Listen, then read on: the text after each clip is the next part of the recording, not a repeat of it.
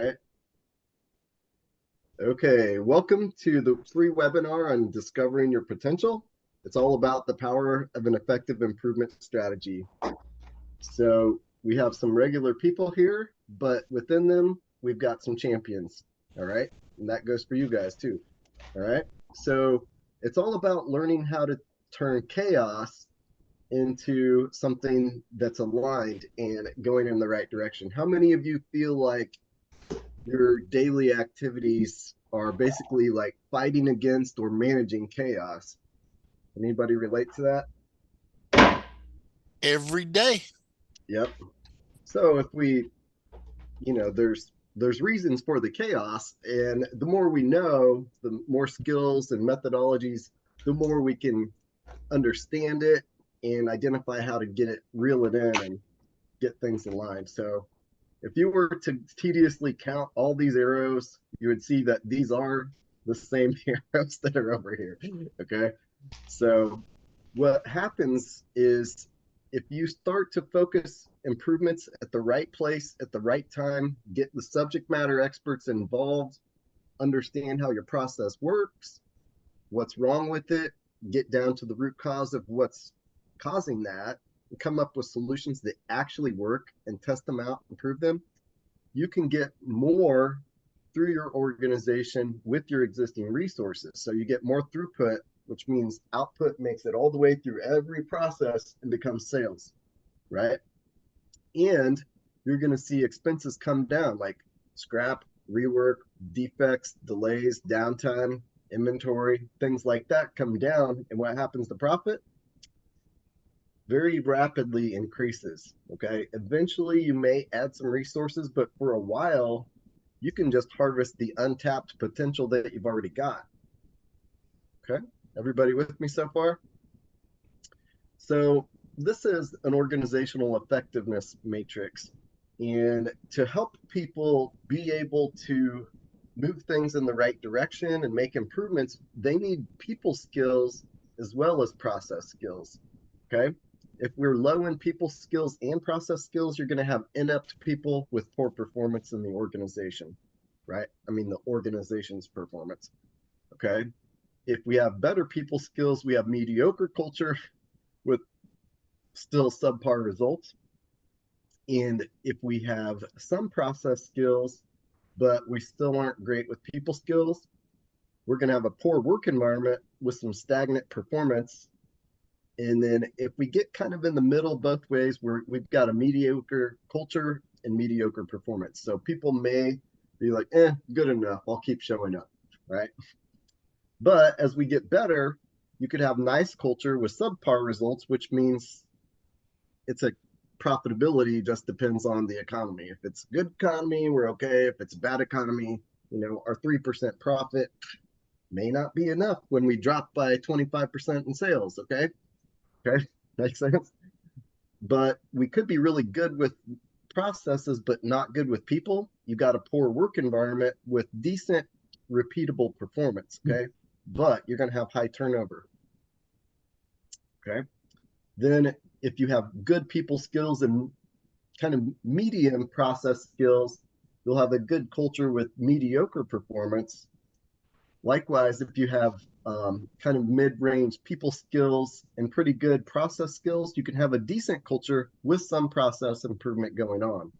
But what you want is a great culture with ever improving performance because people know how to work together and they know how to solve problems and they know how to improve processes. They're not just satisfied with same stuff different day. They're like, okay, these are my top shenanigans I'm dealing with. Let's come up with the plan to eliminate the ones that are bothering us the most.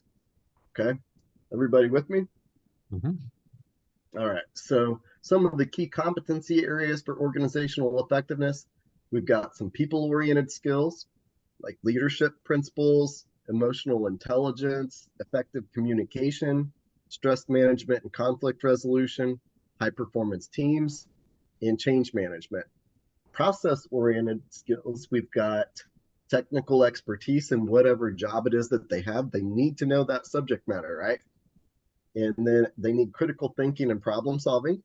They need data driven decision making, process improvement methodologies, and then project and program management. And the top parts of the organization need to have strategic planning and portfolio management. All right, everybody with me so far?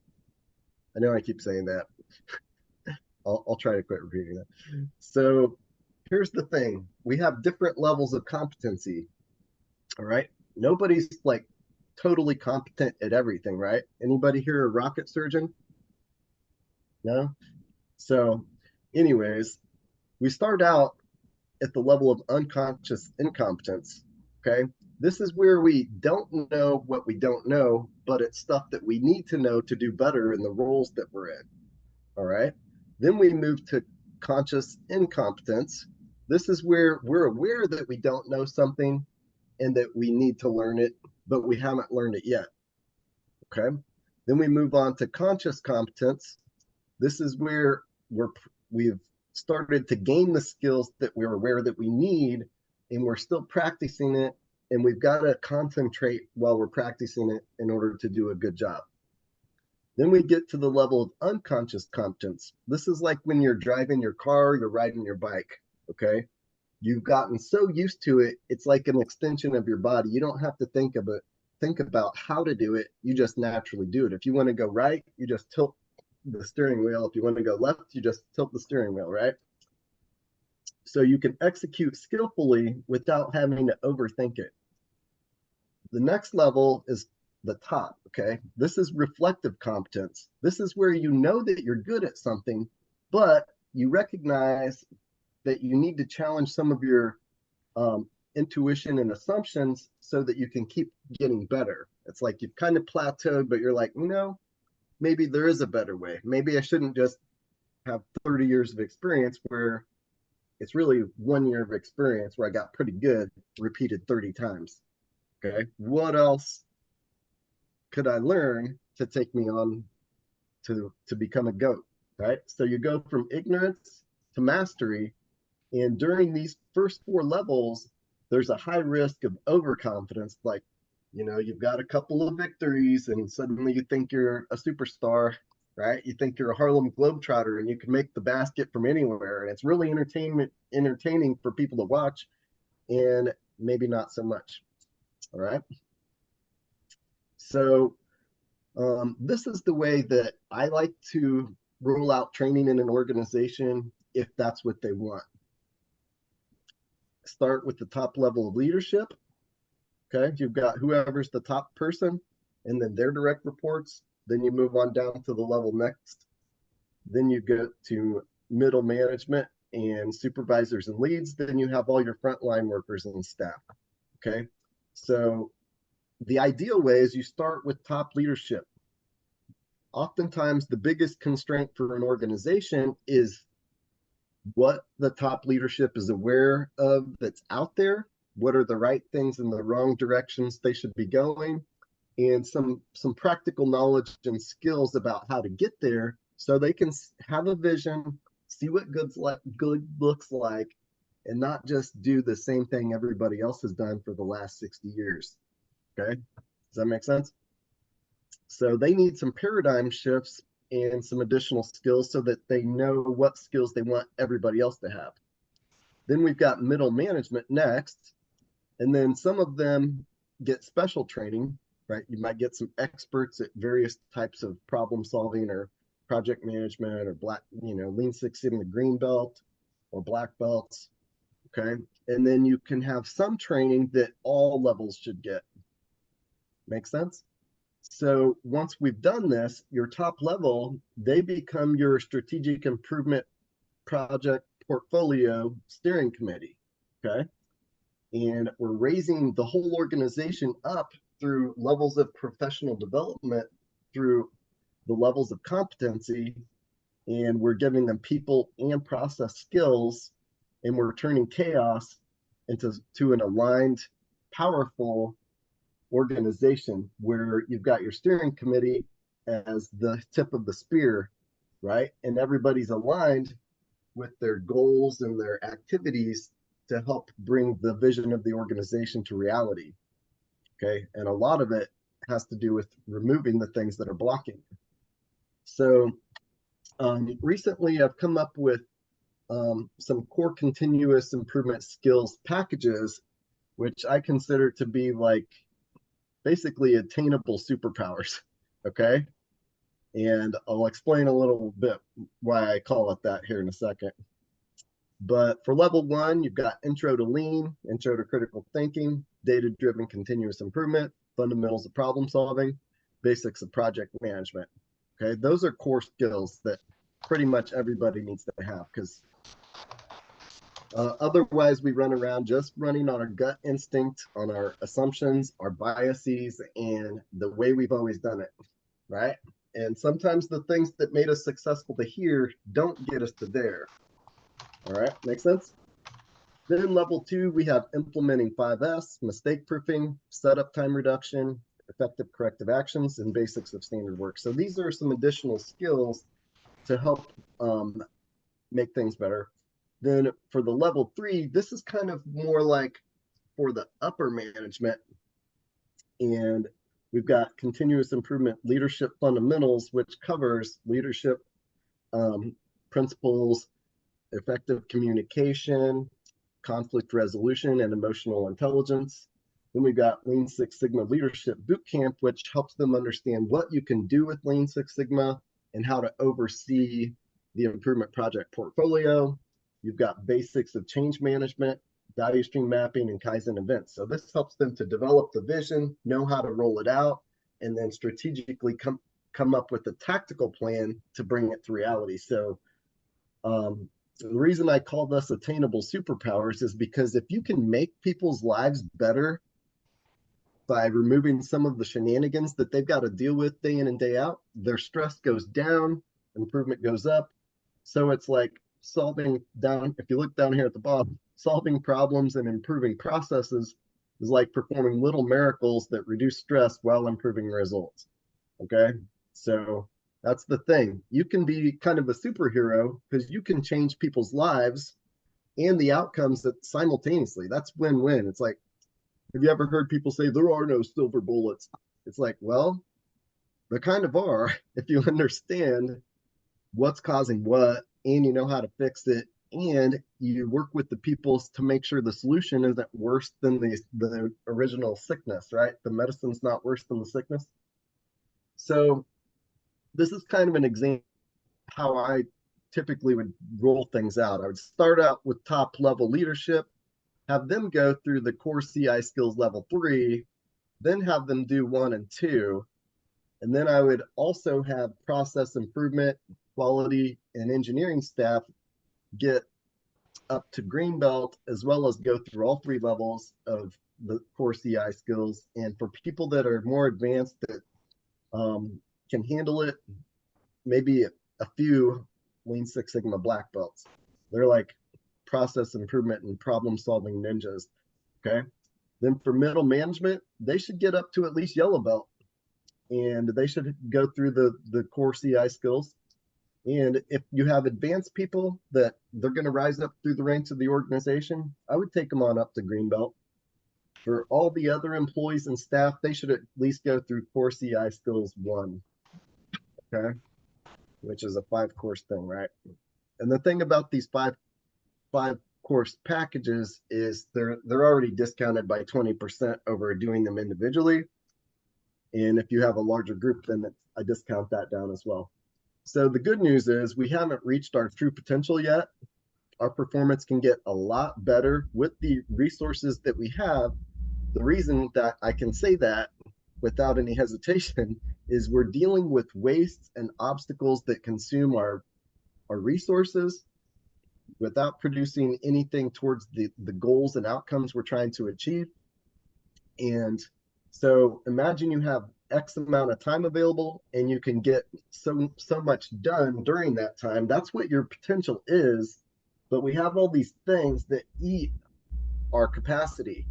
First, they eat our time, then they eat how much we can get done with the time that we do get to work on it. Okay. So we have disruptors that hinder our performance and consume our leadership time and attention. We've got distractions, defects, downtime, delays. Okay. Can anybody relate to that? Anybody get interrupted by these things? You could do your job, but you're waiting on this information or this material or this equipment doesn't work or this comes to you. You could use it, but you find it's got something wrong with it. So you either got to fix it or you got to kick it back to someone else, right? Can anybody relate to that? You're talking about our whole business office as well as HR department. Pretty much 100% of all Okay. organizations, right?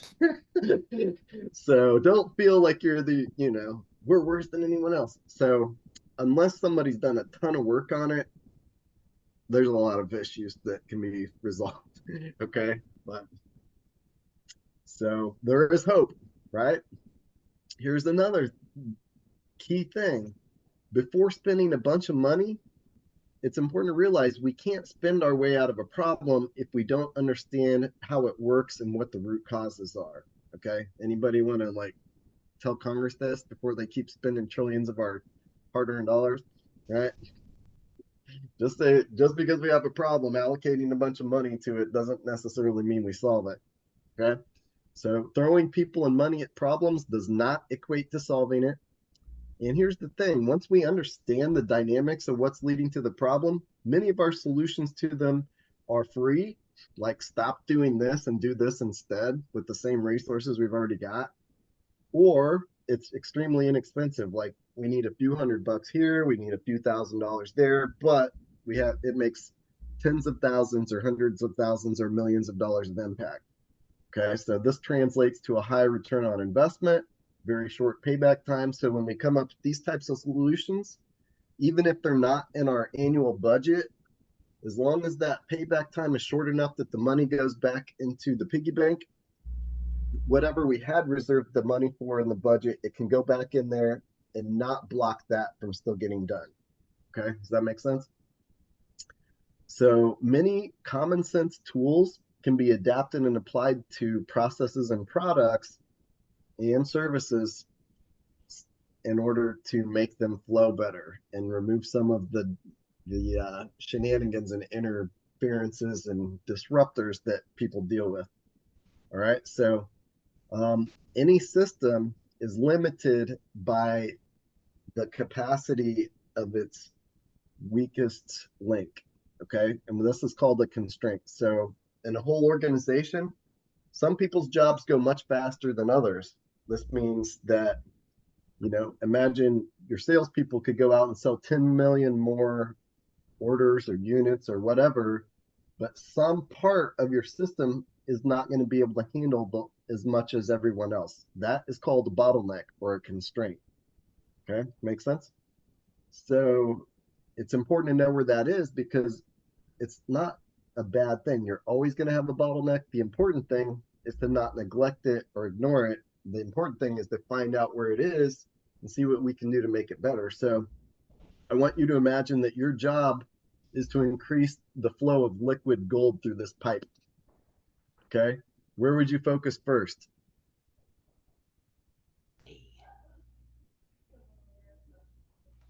D. Absolutely, because that's restricting your flow the most. If you made D 20% better, you'd get 20% more sales to flow through the entire organization. All right. Typically, that will double or triple the profit of the organization. Then where would you go?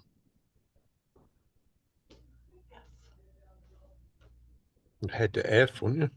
Yep. Right. Exactly. Then where?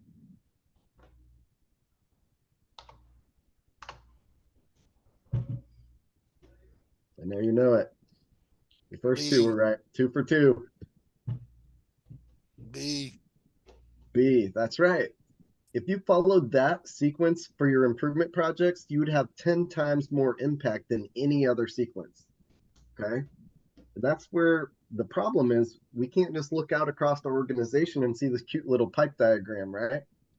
It might all look like one constant diameter to us, and we can't see the cholesterol and the stuff built up blocking the inside of that pipe. Okay, makes sense? So we got to keep this little diagram in mind when you're thinking about what should I focus my time and energy on in my resources to make things better. Okay, because if you go to the right place at the right time, you're going to have a profound impact on your output. All right, so this is where getting data driven helps you, because getting some data about your processes helps you to understand the dynamics of the flow from one process to the next, as well as what are those things clogging them up. So this is a thing I call a 4-blocker. You got a trend chart versus a target for your performance. Like, we're supposed to get this much done. That's our goal. And it like varies from day to day or week to week on how much we actually get done. But we can also track how many shenanigans we got to deal with per day, right? On some type of little log. And then we can look back at the week or the month and see what was the breakdown of all those shenanigans we had to deal with, right? Then you can get with your subject matter experts that work in that area and say, like, listen, guys, we tracked all these things that were blocking us this month or this week. This is the data that you guys recorded. If we could snap our fingers and knock out 5 of them, which ones would you choose, right? So you're engaging and empowering them, right? Then you talk to them about what are the root causes, and you use some logic there until it sounds like, yeah, I think you nailed it. Then what are we going to do about it? Who are the best people to help us do that? And what's a realistic target date? Okay, so you're having people identify and come up with a plan to make their own jobs better, which is going to make them less stressful and increase their performance. Okay. Hey, Michael, question. Yeah, sure. On your upper left quadrant graph, I see situations on this graph where output remains high, but shenanigans are high too. What are situations like that? Well, it just depends on if it affects you immediately or if it affects you later, or maybe how many of these small things happen is not as bad as one big thing that happened. So this is basically kind of tracking it just on how many times it occurs. Okay. But you could do it by impact. So good question. But that's, once you see data like that, it makes you start asking those questions. Like, how did we get the good performance days, and how can we repeat that? And what's causing all these days where our performance is down, and how do we keep from having those things, right? But you're getting people involved, and then they come up with a plan, they do it, they check and see if they got the results they want, and then they act upon it. If their solutions worked, we make that the new way we do it. If it didn't work, we go back to plan and try again until we do get something that works. All right, everybody with me? Yeah, one last question. What is the 6S down in 4 under assigned actions? What's S number 6? Safety. So Okay. some companies take 5S and they add a layer, another S for safety. Okay. So while you're doing your sorting and setting in place, you're also making sure the environment's safe. And when they come around to audit their 5S, they look for safety related issues, trip hazards, blind spots, all those types of I could list like a dozen, but anyways, they incorporate that into their 5S program. Very good. All right. So here's the thing. People can go and take any type of training, right? But you know what they always say? When you ask them, well, are you getting any better results? They're like, well, I don't have time. I didn't have time to do anything different. I didn't have any time to make any changes because I'm too busy. What? Doing the same thing I've always done, right? Fighting fires, right? Makes sense? So this is one of the things I teach people early on in my classes. You've got to take back your time so that you can get more done with what you got. So when you ask people like, what you got, how was last week? This is what you get. Busy, busy, busy, busy, busy, busy, right? It's just a big old blob of being busy. And I know there's certain things that ate my time, but I don't know how much of it, right? It's just a big blob.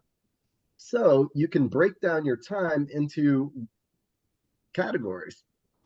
When was I working on stuff that creates value? And it's like, that's where my skills and talents and expertise should be used because it's where I'm making a difference and getting good results for my organization, right?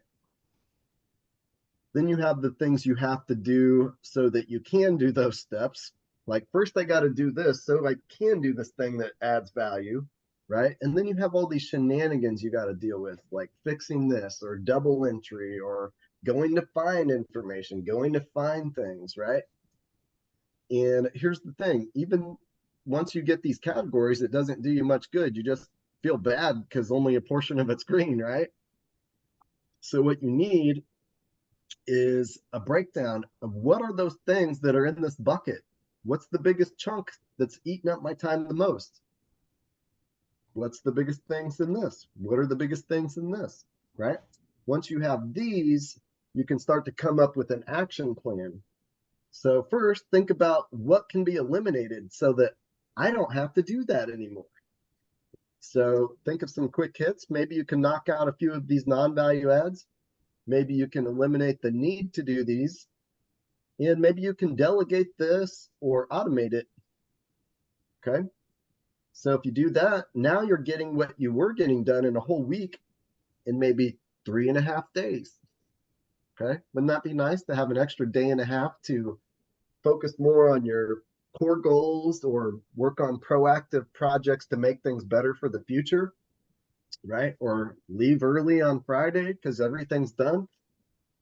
Okay. So what after you eliminate things, look for opportunities to reduce what's left. So, it's good to target the ones that are kind of larger because they're going to have the most impact. So if you do that, come up with some ways to reduce the things that are left that you can't eliminate, you get down to something like this. Okay. So imagine if you could get to the point where you're done by like the end of the day on Tuesday or halfway through Wednesday, and the rest of your week, you're just focusing on the key things that you're an expert in. Okay. Not shenanigans, or you're done by noon every day with like the core things and you're doing proactive stuff the rest of the day. So essentially, a lot of times people can eliminate about half of the time that they used to spend doing stuff, and this makes them capable of getting twice as much done. All right. So to go along with this, sometimes you have these nasty industry problems that you don't know how to solve, but through training, you can get equipped with some cool tools that help you solve them. Like, this is a defect map. We had a problem with these truck bodies leaking. Nobody wants their expensive tools to get wet when they go through the pressure washer. It's raining like a monsoon outside, right? So originally we were having over 10 leaks per truck body, and they'd have to go through multiple cycles of inspection at the water test, and then they'd fix as many as they could and then test it again, and then they'd have to fix any remaining leaks. So take them longer to test it and fix it than to make one. Okay. So what we did is we just said, like, okay, where have you ever had a problem? What types of problems? And we made a little check sheet. So whenever they inspected it, they could say what type of problem and where. We could give that information back to engineering and operations, and they could improve the process and improve the design. And we went from 10 leaks per unit to 1 per unit in about a month. And then the next month, we went to 1 leak out of 900 vehicles. So that was 4 orders of magnitude improvement, basically by creating a data-driven feedback loop to engineering and operations. And firing your caulk dude. Well, one of the problems where they just said, hey, caulk this. They didn't give them any instructions on where. Okay, so that was a root cause, but we basically showed them, right? And these were 2 different silos in the organization. So one of them was like, you get what you get, you don't throw a fit. And the other was like, you're driving me crazy. So sometimes you get that. So in applying this stuff, this is a case study of one of the very first projects I ever did. Our company was about to go bankrupt. And so I asked the plant, I was in engineering at the time. This was before I shifted into continuous improvement for a career. I was like, hey, plant manager, a little nervous about losing my job. We solve problems every day. Maybe we could work on solving the problems for the company and figuring out the root cause. And he was like, yeah, I don't want to lose my job either. So let's do that. So we figured out the bottleneck was heat treatment. Before we did the project, they could only get 36 tons done per day. Afterwards, 91, 2.5 times the baseline. We went from running 24/7 to running 24/5, 7 days a week to 5 days a week. This means we were working 48 hours of mandatory overtime, and we went down to 4 hours of voluntary overtime. We saved $250,000 a year in overtime. This is only 3 people per shift, by the way. That's a lot of overtime. And we gave them back $3 per hour raise, so we only saved $200,000 per year. Okay. But not running on the weekends saved us $600,000 per year in utilities. Our on-time delivery went from 34% to 82%. Our lead times went from 10 weeks down to 7, and they were continuing to decrease. We got 25% more sales, even though we were working 2 days less per week. So what happened? We spent $23,000 to help the people in that department have what they need to have a better fighting chance of doing their job. And it allowed the company to make $8.6 million more profit per year. Okay. And those guys were happier because we had them involved in making their own department better, and we were listening to them and setting them up for success rather than setting them up to fail. Okay. So this was my first project. After that, I was like, I'm going to do that for the rest of my career, help people's jobs get better and help the organizations be more profitable. And this was not a miracle. It was all, after we did everything, that stuff was like common sense. It was just for 40 or 50 years, not common practice. Okay. So this took us about 6 months to do. All right. If we didn't have as much resistance to change, it probably could have taken 3 months, meaning we would have made $700,000 per month 3 months sooner. Okay. So one of the things that I mentioned earlier is having a strategic improvement project portfolio. So I'm a Lean Six Sigma Master Black Belt, so I know like 200 improvement tools. I've come up with this chain of solutions thing to simplify it down to where it's commonsensical. All right. So essentially, you figure out what your processes are, you find out how long it takes to run your processes, the breakdown of the time for what's consuming their capacity, and you talk to the people in each process, and these little red squares represent little pink post-it notes, right? We find out what is wrong at each process, and the little green squares are like solutions to the problems that neutralize them. So then your upper management can look across your organization and say, like, we need to go to, for round one, if we want 20% improvement, essentially 20% more output through our organization to double or triple profit, we're going to focus on these 4 things at C, these 3 things at D, and these 3 things at P. That's going to be phase 1. Phase 2, either 6 months later or next year, depending on how fast you can manage those projects, we're going to do another 20%. And this time we're going to take these purple or these light blue ones, right? Then we're going to move on to these purple ones. Okay. So you can see phases of improvements, and you can call your shots because you have your intuition, but you also have some data, and you're getting the people engaged in making their own jobs better. Okay. And you still have, even though we've done, 20 or 30 improvements, there's still like 80 more we could do. Okay. So you can keep doing this. And from time to time, you need to update your snapshot of what this looks like. So you can drive rapid improvement with minimal investment. And then each time you do an improvement, it's got a massive payback because it is at the constraint. So the benefits of having a wise improvement prioritization sequence, and I recommend highly improve quality before you focus on increasing the flow. Because if you're struggling to keep up with all the shenanigans you got now, if you increase your output by 50% or double, guess what? You got 50% or double the shenanigans to deal with. So if you don't like it now and you feel like you're sprinting to keep up in the treadmill or the hamster wheel of doom, deal with some of the problems first before you ramp up your speed. Okay. I call that decontaminating before you open the floodgates. Clean up the little puddle before you put it in the mainstream flow and you've got to chase it down all across the country. All right. So if we do this, you're going to see that your costs will go down, your customer satisfaction will go up. And then once you've dealt with some of your quality problems, then work on speeding up your constraint processes by working with the people at that constraint process, helping them have fewer obstacles to deal with. Okay.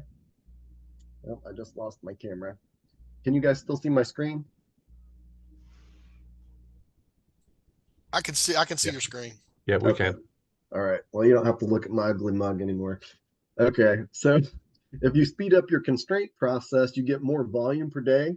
It drives down your inventory, your costs go down, your cash flow goes up, it drives down your lead times, meaning more people that like to delay their purchases and wait to the last minute to make a decision, they can come to you now, right? And your customer satisfaction goes up and your demand for your products go up.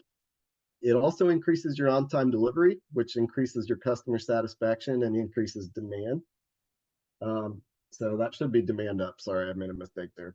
Then you have a fast payback on your improvements, and that increases your improvement budget. Okay. It also increases the faith and hope that people in your organizations have about making improvements.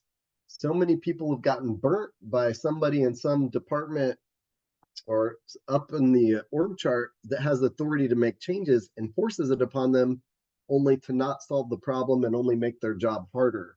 Okay. So that takes away people's faith. But if you do the right things at the right time, it increases their faith.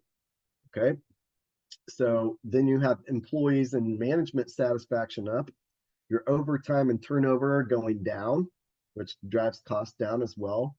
And your throughput or sales goes up. Okay. You have output from each process, but if it can get through all of your processes and to your end user customer, it's throughput. Okay. So your sales are up, your inventory is down, and your expenses are down. And your customers are happier, employees are happier, and the owner satisfaction is up too. So what you've done here is what we said at the beginning. You've started to focus your improvement efforts because you've got the skills and you got the strategy and you know how to collaborate with people, right? Not just steamroll them, right? Bulldoze them. So you get more sales, less expenses, more profit, plus you've got a good culture and you're on upward trend. You keep eliminating problems, your volume can go up. Okay. So my whole philosophy is less stress and better results. You just got to know how to do it and be able to collaborate with people to make it happen. So I've got a bunch of classes. If anybody's interested in talking about them, you can. What I'm going to do is send everyone that attended an email that has a one-page summary of this and also a link to the video recording. Oh, I see somebody had a comment in the chat. Oh, I see. All right. So if you were invited to this webinar from one of the colleges, refer back to the person that invited you rather than directly to me, okay, about classes. So I'm going to stop the recording now. Does anybody have any questions?